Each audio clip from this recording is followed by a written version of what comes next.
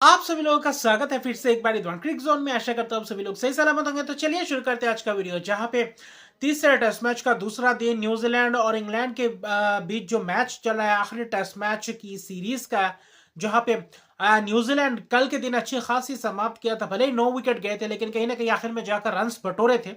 लेकिन जो आज सुबह की शुरुआत है, मिचेल सैनर ने जो आज रन्स बटोरे, कहीं ना कहीं ये भी बहुत ही महत्वपूर्ण रन्स जोड़े। 347 रन पे ऑल आउट हो गए आखिर में जाकर, क्योंकि 315 रन था। आज करीबन देखे तो 32 रन जोड़ पाया, जहां पे अच्छी खासी रन बना। 76 रन की पारी के लिए मिचेल सैंटनर द्वारा। मिचेल सैंटनर हालांकि जबरदस्त प्रदर्शन करते हुए नजर आए इस मैच में, और वही चाहिए था न्यूजीलैंड के बल्लेबाजों से। हालांकि मैथ्यू पॉट्स ने उनको चलता कर दिया, बोल्ड कर दिया था, वरना उसके अलावा देखे तो अच्छी खासी ऐसा लग रहा था कि शतक की पारी भी खेल कर जा सकते थे, क्योंकि उनके साथ विलियम रोर्की ने भी अच्छी खासी योगदान किया। भले ही 5 रन बनाए, लेकिन वहां पे पार्टनरशिप अच्छी खासी की। और वही दूसरी तरफ अगर आप देखें तो 347 रन पे ऑल आउट होने के बावजूद वहां पे जो वापसी किया, पहले सेशन में तो पहला घंटे बल्लेबाजी किया, फिर लंच से ठीक पहले देखे तो 10 ओवर्स का गेंदबाजी करने के लिए उतरे थे न्यूजीलैंड की टीम। लेकिन जहां पे शुरुआत की बात करें, जैक क्रॉली ने तो शुरुआत किया था, चौके की बौछार कर दिए थे। लेकिन जहां पे मैट हेनरी, हालांकि सऊदी टीम सऊदी के ऊपर थोड़ा बहुत प्रहार किया, लेकिन जब मैट हेनरी हालांकि अच्छी खासी किफायती स्पेल्स करते गए थे, जबरदस्त लाइन लेंथ पकड़ के अच्छी खासी बाउंस मिल रहा था, अच्छी खासी कुछ देखे तो कुछ गेंद रुक के थोड़ा बहुत तेजी से आ रहा था, कुछ गेंद स्लो आ रहा था, वहां पे पर के तेज आ रहा था, तो अच्छा खासा उछाल भी मिल रहा था गेंदबाजों को। और मैट हेनरी ने जो 2 विकेट चटकाया, हालांकि Jack Crawley caught and bowled across खेलने गए, वहां पे जबरदस्त कॉटन बोल्ड का मैट हेनरी द्वारा 21 रन बनाए 14 गेंदों में जैक क्रोली की। और फिर डाकेट डाकेट एलबीडब्ल्यू के शिकार हो गए, जगह पे खेलने की कोशिश की, वहां पे क्रीज पे रह गए, आगे आ नहीं पाया, जिसके कारण तेजी से अंदर गया और वहां पे एलबीडब्ल्यू के शिकार हो गए। और फिर लंच के बाद जो मुकाबला खींचा न्यूजीलैंड ने, लंच के बाद, क्योंकि वहां पे जैकब बैथल और रूट थे, रूट हालांकि 32 रन बना चुके थे, एक पार्टनरशिप पनपती हुई दिख रही थी, जहां पे करीबन 44 रन के पार्टनरशिप हो चुके थे। लेकिन जैकब बैथल को जहां पे लंच के बाद विलियम और रूरकी, वहां पे मैट हेनरी ने जो पहले स्पेल किया, वही 2-3 ओवर्स में कहीं ना कहीं विलियम रोडकी की जबरदस्त, एक तो शॉर्ट ऑफ लेंथ डिलीवरीज कर रहे थे, एक तो उछाल मिल रहा था, और एक दूसरी देखे तो थोड़ा बहुत अच्छी खासी स्विंग भी मिल रहा था, लहराता हुआ जा रहा था, अंदर और बाहर होता हुआ दिख रहा था, जिसके कारण दिक्कत में अपने आप को पा रहे थे इंग्लैंड के बल्लेबाज। और खासतौर पे जो विकेट लिए जैकब बैथल कट खेलने गए, वहां पे कैच दे बैठे गली पे, और वही जबरदस्त विलियम और उर्की ने किया। विकेट आते ही Harry Brook short of length delivery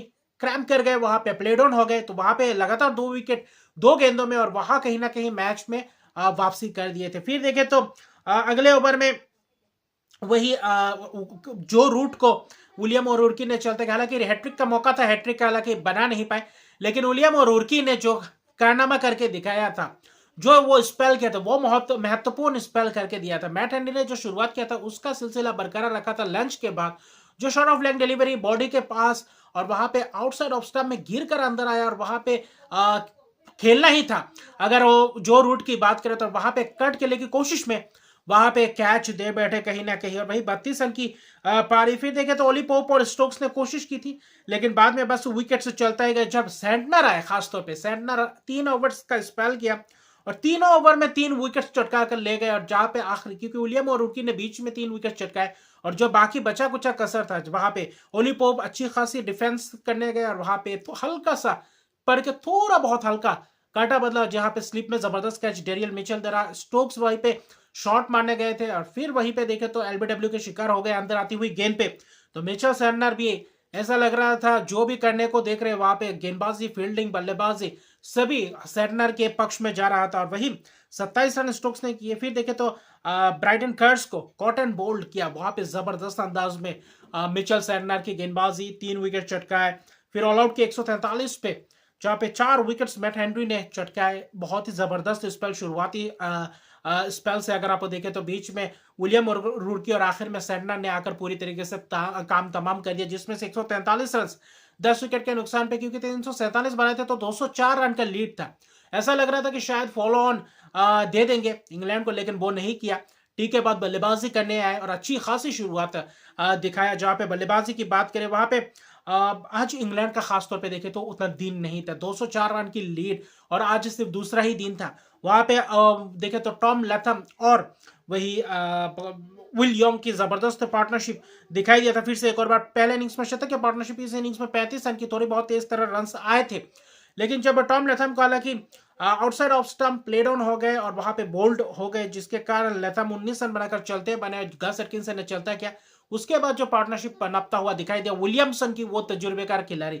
और वैसे भी लीड इतना लंबा बड़ा जब होता है तब कहीं ना कहीं बल्लेबाजों के लिए ये थोड़ा बहुत राहत भरी बात होता है, क्योंकि वहां से आप शॉट्स लगा सकते हैं।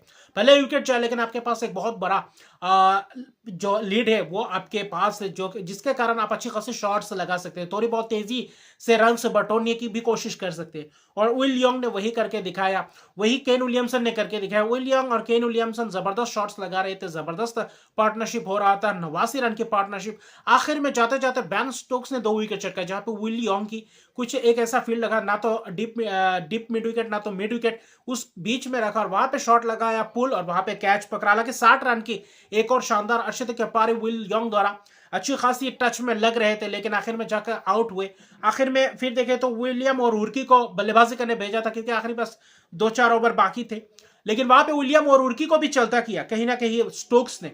फिर आए सचिन रविंद्र और आखिर में जाते जाते दिन के अंत तक विलियमसन अपना अर्धशतक के पारी खेल चुके हैं सिर्फ 58 गेंदों में, और जिसमें से एक खासियत बात यह है, और जहां पे लीड तो बहुत ही ले चुके, 340 रन की लीड, जहां पे इस इनिंग्स में 136 पे 3 विकेट है, 2 विकेट बेन स्टोक्स ने भले ही चटकाए हो, लेकिन अच्छी खासी आगे बढ़ चुकी है। यहां से अगर 100-150 रन 500 के ऊपर अगर रन बनाकर टारगेट देते हैं तो इंग्लैंड के लिए नामुमकिन सा बना देंगे, लेकिन ये क्रिकेट है, कुछ भी हो सकता है। लेकिन कहीं ना कहीं न्यूजीलैंड की शानदार इस तीसरे टेस्ट मैच में जो वापसी दिखा, जो खासतौर पे पलटवार दिखा, बहुत ही बेहतरीन अंदाज में दोनों ही दिन जबरदस्त अंदाज में डोमिनेट करते हुए दिखाई दिए, थोड़े बहुत एक सेशन को अगर छोड़ दे तो।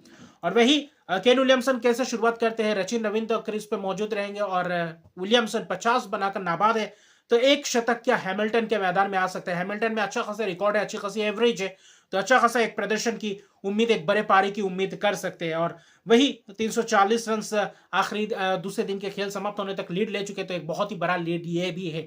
तो अच्छी खासी अगर तीसरे दिन की करीबन 2 सेशंस बल्लेबाजी कर सकते हैं तो अच्छी खासी एक बड़ा स्कोर बनाने में भी सफल रहेंगे और अच्छी खासी पारी खेलते हुए नजर आएंगे। बाकी के बल्लेबाज क्योंकि ग्लेन फिलिप्स है, डेनियल मिचेल है, तो अच्छा खासा अभी भी बल्लेबाजी क्रम है, लेकिन इंग्लैंड को चाहिए कितना जल्दी विकेट चटका पाए। सुबह के सेशन में क्या पूरे जो 7 विकेट बाकी है, क्या यहाँ पे 3-4-5 विकेट चटका पाते? अगर ले पाती है तो कहीं ना कहीं थोड़ा बहुत टोटल कम हो सकता है, या फिर अगर विकेट नहीं ले पाती यहाँ से अगर एक आध घंटा पूरे पार्टनरशिप्स बनाकर जाती है सचिन रविंद्र विलियमसन, तो यहाँ पे वापसी करना भी मुश्किल होगा इंग्लैंड के लिए और एक बहुत ही बड़ी टोटल और या फिर टारगेट का पीछा करना पड़ेगा। तो अभी के लिए इतना है। अगर अभी तक मेरे चैनल को सब्सक्राइब नहीं किया तो मेरे चैनल को सब्सक्राइब कर दीजिए, लाइक शेयर कमेंट जरूर कीजिए। तब तक के लिए गुड बाय।